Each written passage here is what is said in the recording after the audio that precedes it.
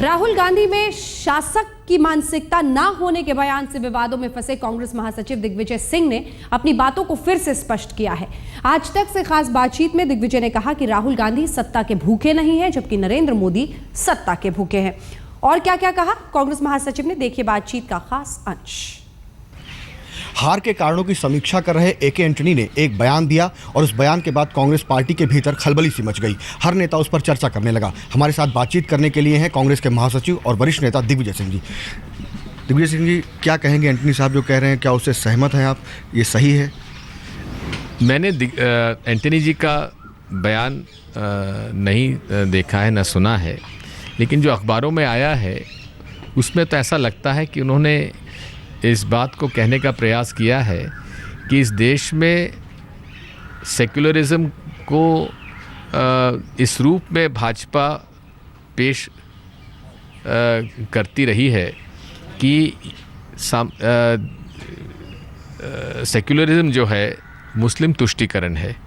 शायद इस बात को भाजपा बड़ी सफलता से लोगों तक पहुंचा चुकी है, जबकि कांग्रेस पार्टी के लिए सर्वधर्म समभाव ही हम उसको सेक्युलरिज्म मानते हैं।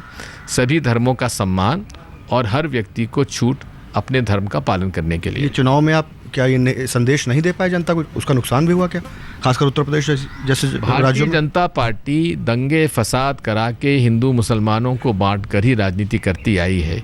यही उसका मकसद रहा है और उसमें इस बार वो सफल हो गई है। आप लोग असफल नहीं हुए क्या कि जो संदेश आप दे रहे हैं वो जनता तक नहीं पहुंचा? निश्चित तौर पर हमको जितने दृढ़ता से और जितना अच्छे ढंग से लोगों के बीच में हिंदू मुस्लिम एकता की बात करना चाहिए, शायद हम लोग नहीं कर पाए। आपने एक बयान दिया, उसको कैसे माना जाए कि आप कहते हैं कि राहुल गांधी अन्याय के खिलाफ लड़ना चाहते हैं, राहुल गांधी शासक का मिजाज नहीं है उनका, तो इसको कैसे? राहुल गांधी जी सत्ता के भूखे नहीं हैं। अगर सत्ता के भूखे होते तो जब प्रधानमंत्री बनना चाहते बन जाते, कौन उनको रोकता? सोनिया गांधी जी जब प्रधानमंत्री बनना चाहती बन जाती। तो ये लोग सत्ता के भूखे नहीं हैं, ये जनता के बीच में आए हैं सेवा के लिए, सत्ता के लिए नहीं आए हैं। नेता तो बनते नहीं तो लोग कहते हैं कि दिल नहीं लगता राजनीति में। शायद ऐसा है, अलग अलग के लोग होते हैं। एक आदमी होता है सत्ता का भूखा, और उससे मुझे नाम लेने की जरूरत नहीं, आप जानते हैं कौन सबसे बड़ा सत्ता का भूखा है आज इस देश में।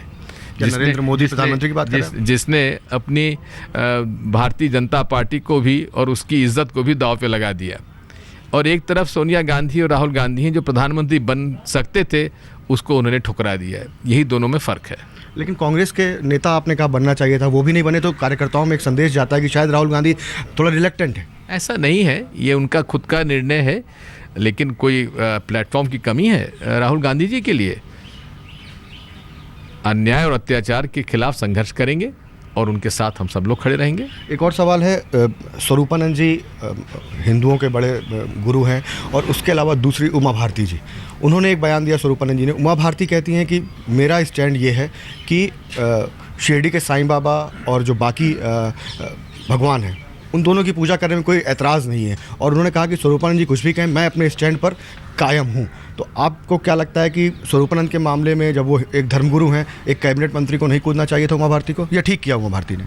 स्वरूपानंद जी का मैं दीक्षित शिष्य हूँ, तो इसलिए उनके प्रति सम्मान आदर मेरे मन में हमेशा रहेगा और उनके शब्द मेरे लिए आदेश है। उमा भारती जो कह रही? उमा भारती जी से पूछिए। एक आखिरी सवाल सर, प्याज के दाम बढ़ते हुए दिखाई पड़ रहे हैं, खासकर ये कहा जा रहा है कि जो होलसेल मार्केट है और रिटेल है, दोनों में बड़ा फ़र्क है। और अभी कुछ दिन पहले पासवान जी कह रहे थे कि हमारे पास भंडारण हर चीज़ का है, चाहे चीनी हो चाहे सब्जी हो, कहीं पर कमी नहीं आने देंगे, महंगाई नहीं बढ़ने देंगे। मैं हमेशा इस बात को कहता रहा हूँ और हमारी पार्टी भी कहती रही है कि इस देश में कोल्ड चेन्स की आवश्यकता है। FDI जो है रिटेल में होना चाहिए।